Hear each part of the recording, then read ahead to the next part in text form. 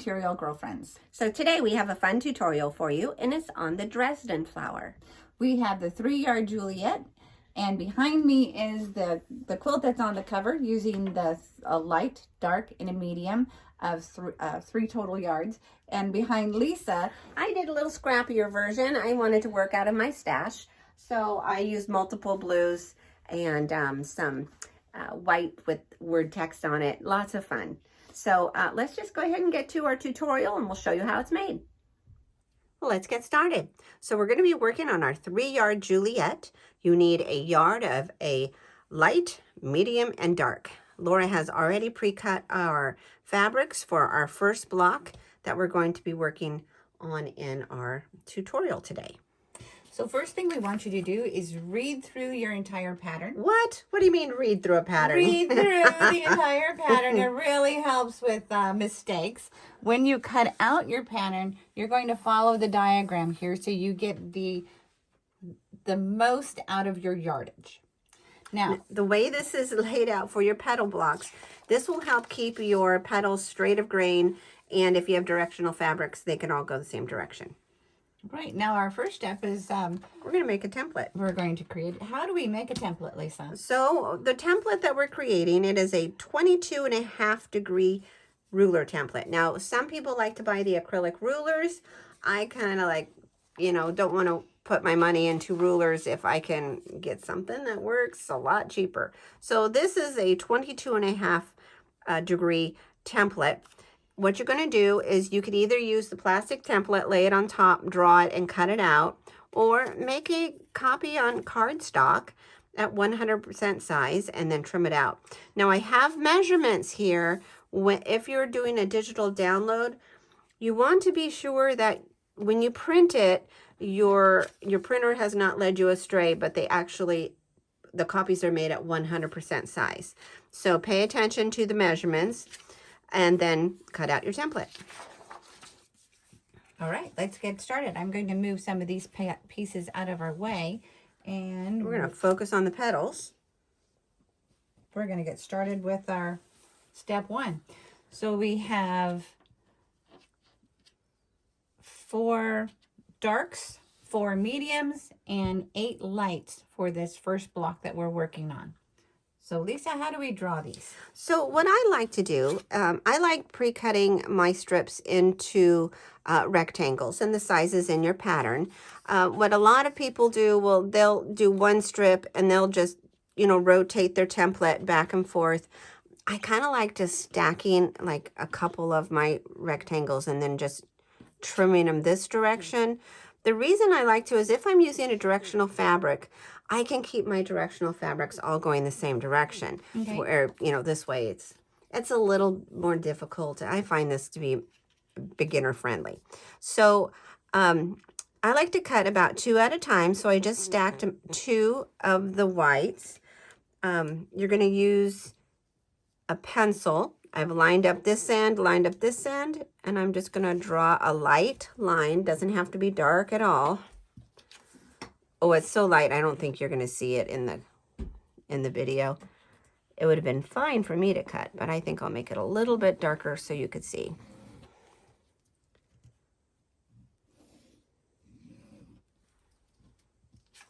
Now you can see that a little bit better. So then we just take our ruler. I'm going to have to put glasses on. That's always helpful when you want accuracy in cutting. Now the reason I like to use use a fine tip mechanical pencil, because that really does help in your accuracy. If your felt tip is a little too wide, there's too much variable when you come to cutting. Here we go. And these little bits are now trash. And now I have 2. Awesome. And then when you're doing the darker ones, we're going to make sure I have just 2 of them. I'll stack the 2, lining them up from top and bottom, making sure the top and bottom is accurate.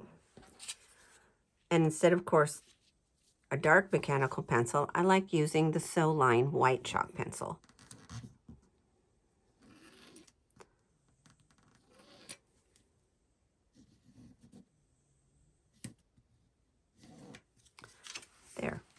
then we'll just cut those. So you'll cut all your petals out in the same way. All right, well, Lisa and I will get busy cutting our fabrics and we'll be right back. Now with right sides together, you're going to take the wide end of your, whatever shape that is, a petal. You take the wide end of the petal, and with right side, so this is the printed, or if you're using a print fabric, and we're going to fold that in half. I'm using a pin because my sister is hovering over, but you all know me. So I've got my pin. Now I'm going to take this to the sewing machine, and I'm going to sew a little seam right across that. Now once this is seamed, I will take my scissors and I'm going to just trim off a little bit, just like that. Not too close to the corner. Give it some space, but we're taking away a lot of the bulk. So now we'll finger open that little seam allowance. I'm going to hit it with my thumbnail. And then putting my finger on top of that seam allowance, I'm just going to turn it inside out. And that will keep my seam allowance nice and spread open. Do it one more time, but like with a pink or a white, because I think black might be pretty tough to see. And then I'm going to take that purple thing, and we're going to do that. We're going to do it again. Do it again. Here, do it again. Repeat and repeat.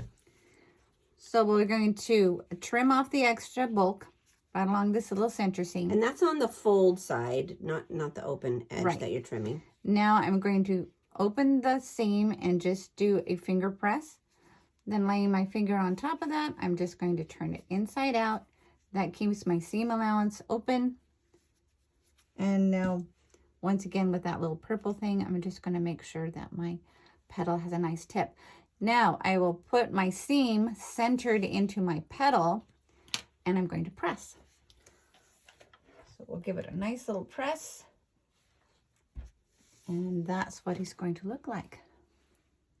Looks good. Okay, let's make a few of those and then we'll sew those together. All right, you keep sewing. I'm going to continue with opening my little petals.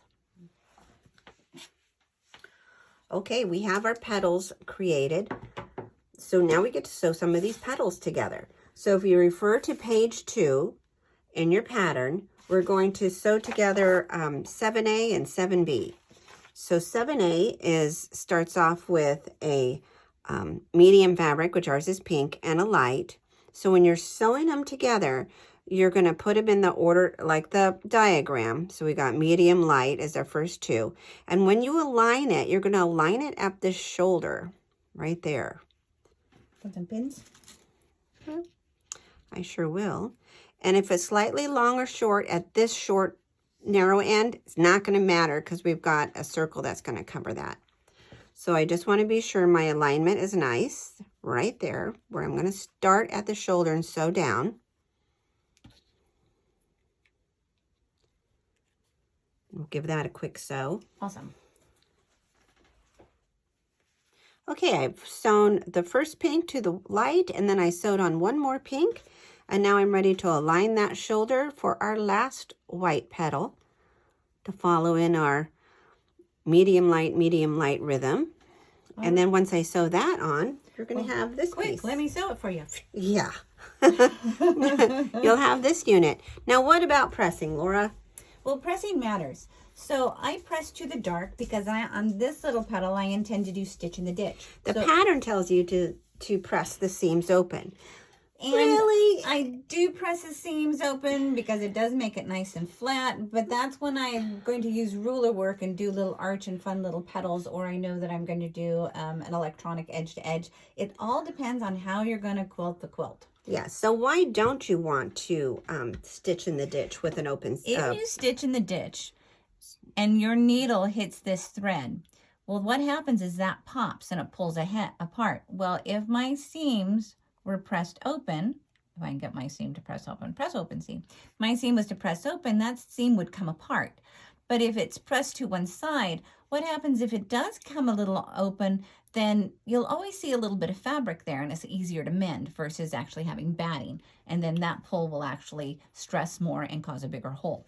So if you're not going to do stitch in the ditch, you can press your seam open. Your Dresden plate will lay flatter. But if you do intend to do stitch in the ditch, then press towards the dark. Correct. Okay, I got this quadrant done. We're going to get this one. Oh, we got to sew those We'll lines. sew our black ones together and we'll be right back. Okay, we got our 2 quadrants done, and now we're ready to sew our quadrants together to make half of the Dresden. So again, we're going to line it up at the shoulder. If it's a little long or short at this end, don't worry about it because that will get covered up by the circle. All right, we have our 2 halves done. But Laura, it's not exactly straight. Is that going to be a problem? No, that's not a problem. Okay. Line at the shoulder, sew it down. All right, so now we're going to align at the shoulders, sew it down, and then align at the shoulder and sew it down. So we'll be right back and we'll start prepping our background. Isn't that nice? Our Dresden plate is sewn, and now we're going to create our halves. So what you're going to need is a 6.5 by 12.5 and another 6.5 by 12.5, and we're just going to sew those together, and that'll create a 6.5 inch square. And refer to your pattern for color placement. Okay, All right. we'll get this background sewn real Got my quick. pins here, and we're ready to roll.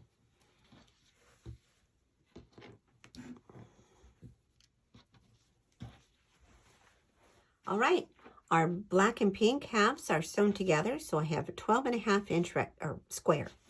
Let's get on to the next step, and we're going to work on our circles for the center of the Dresden plate. All right, we have 2 pieces that we're going to sew together. It's 2 inches by 12, and we're just going to sew it, press towards the dark. There we go. Already done. Press toward the dark. Ready to roll. And now you're going to need some fusible interfacing. And I like to use the fusible light. You can feel that one side is bumpy and one side is flat. So the bumpy side we're calling the right side of the fabric. Where it's flat and doesn't have the adhesive, that's the wrong side of the fabric. So you're going to trace a 2.5 inch circle. It's a lot easier if you just cut yourself a strip. But basically, you're going to just trace with either a fine felt tip pen or a pencil. But you're just going to trace your circles on a 3 inch square. It makes it a lot more manageable if you have your fusible already pre-cut. And then you're going to position your circles onto your rectangle piece. So what I do is I fold my circle in half, and I can see through the fabric of the fusible product, and I just give it a little crease. And then I'm going to put right sides together. That's the bumpy side. Where's my crease? There's my crease. I line my crease up with the seam and bumpy side down. I'm now going to pin my circle in place.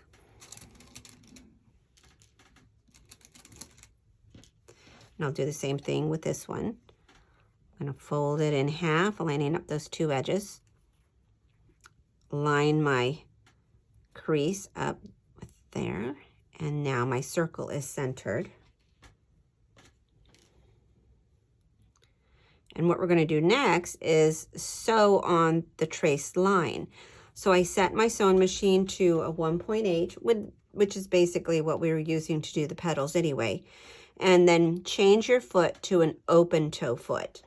So I'll pull out an open toe foot. But what we're going to do is we're going to do a small stitch, nice and slow, all the way around on that circle. And if you don't have an open toe foot, it makes it really hard to see. Nice and slow. You know that's hard for me. Yeah, but your circle will come out much better. Now, if you kind of go off the rails a few places, just go ahead and stop and go backwards and or start again, and so it's fine if you sew it twice. It's just so that your circle is nice and round and smooth.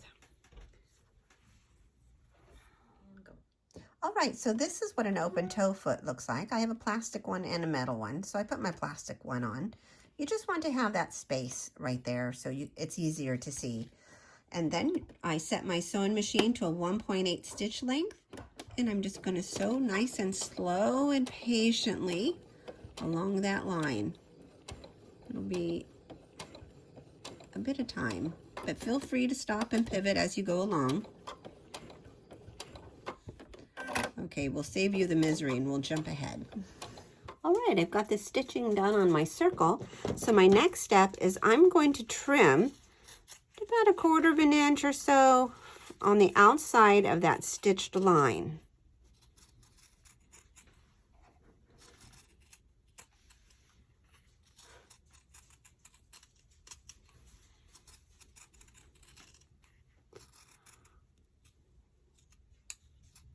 Okay, now that part's finished. So now I'm going to pull my pieces kind of apart because I don't want to risk snipping my fabric. And I'm going to just make about a 2-inch slit, and I'm going to turn it right side out.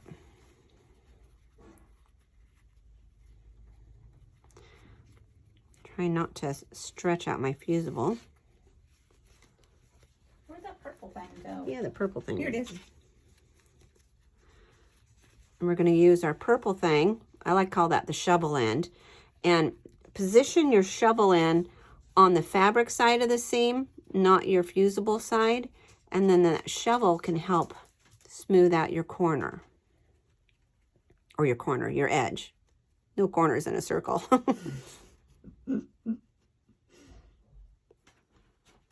Okay. Go over one more time, make sure I have it nice and smoothed out. And then there is my circle. Now, don't pre-press, because this fusible is going to help it stay in position before we stitch it down. So I think we're ready for our background. Okay. So we've got our background piece, and we want to position our background like we have our center circle is going to be positioned just like our background with the pink on the pink side. Now we have our center longwise, so I folded our square in half and I pressed so that I had lines to line up my midway. So I knew that I would be able to get my Dresden plate all centered in here. So we're going to line up the Except seam. we've got to turn it because it's one more around. We're like this. Oh, sorry. I have to refer to the diagram. Actually, on my blue one, I made that mistake, but by then it was already stitched down. I didn't notice, but I don't think anyone else is going to notice on that blue one. So we're going to line up on the crease, that center seam, and then we're going to line up the petal on the crease. So we've got 4 places to line up our petal. So we're really centered. So we're going to pin this in place, and then we're going to line this one up too. Now, what I like to do is I just fold this in half on the seam. Oops, let me find the seam. I'm going to fold it in half. I lay it on that seam in the center there, and then I just sort of guess, and I can get the ruler out if I wanted to make sure that my petal is as centered as I can get it. Oh, well, I actually folded it the other way. Oh, you did? So I folded it this way and aligned it with my horizontal lines here. Oh, that's interesting. We both kind of did the same thing, but just a little opposite. So we're going to pin it all down. Now we can use the iron, and we're going to press the center in place, but I want to pin it first so that it doesn't decide to move on us. Okay. And then as I was pinning my outside petals, I would use a pin in one petal and do a little fabric glue on the next one, a pin in the petal, a little fabric glue on the next one. I didn't have any problems with shifting, but you can always just use pins in each one too. I actually pinned down here, not really on the edge, because when I did my blanket stitch, I didn't have to remove my pins.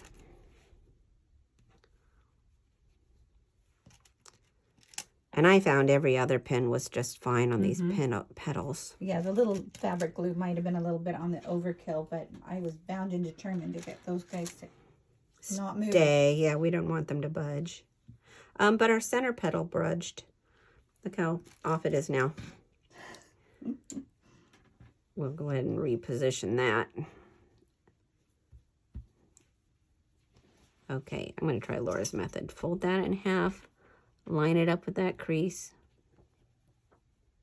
There, I think that's pretty good. I'm going to just go ahead and stick a pin in it. Now, the pin heads that I have, I like these pins. They're magic pins. And when I press... No, that's what they're called. They're not just pins that are magic. The name of them are magic pins. By magic. But they're Teflon tips. So when I press this, I'm not going to get like this wait, here we go. This little flower pen, which is bent to heck. This one's definitely going into the trash. But it would melt on my iron. So be sure that you're not using a pen that would have the head that melted. This one, I'm just going to put this one in the trash. It's not going back in. Okay, we're ready to press Here that. we go. Let's move our little pressing mat over. I'll let you press it, and I'm going to throw away this pen. All right. You know, it's in a Sharps can. Mm-hmm. Now, the fusible product usually takes a few seconds, and I like to press from the top side and then flip it over and press from the back side. And if it doesn't adhere really well, it's totally fine. Basically, the fusible was to help us get a nice round turned under circle, and we're going to top stitch it anyway, so you don't have to worry about it if it really doesn't fuse super well.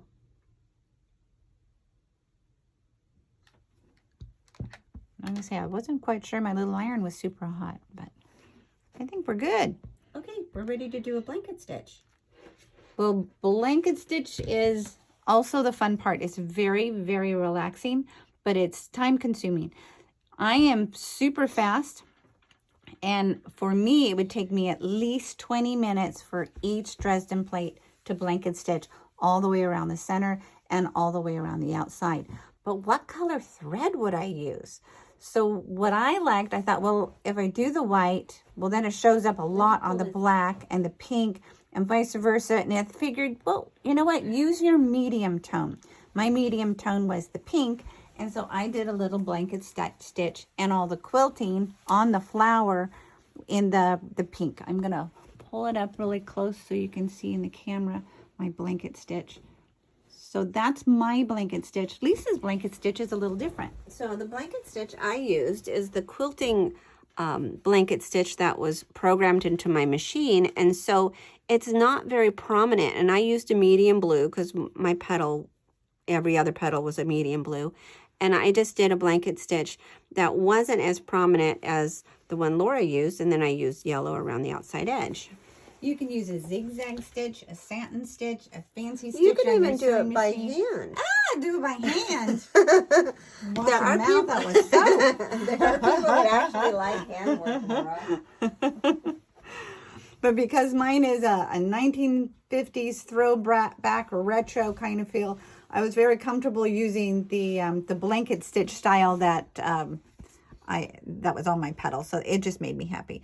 So we're gonna go ahead and blanket stitch this and take our time and enjoy just the nice slow hum of the machine. Now, I always recommend that, you know, if you don't know what blanket stitch to use, practice on some scrap, see what you like before committing, because no one wants to seam rip a blanket stitch or a zigzag or anything like that. Because it takes so long, use some Post-it notes to write it down, or take a screenshot with your phone, so when you go back to do the other ones, you're not doing the puzzle of what heck did I do? Setting did I use? Yes. All right. Well, thank you for joining us today. I had fun. I hope you did too. Well, if you enjoyed this 3-yard pattern, we'll check out some of our other 3-yard options. MaterialGirlfriends.com. Or at a quilt store near you.